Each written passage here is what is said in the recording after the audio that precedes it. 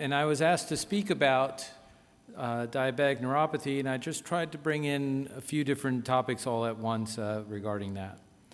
So just to understand the context of the problem, it's still very prevalent. There's a lot of folks out there with diabetes, even with Ozempic being out there. Patients are still suffering from painful burning of their feet and hands, and those that develop painful diabetic neuropathy are unlikely to improve spontaneously even with treatment. So now we are giving them good quality symptomatic relief.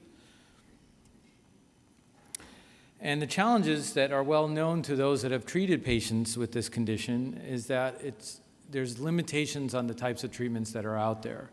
One is the medications that may be out there don't have a great therapeutic response. They take a long time to titrate to the right stage or right dose.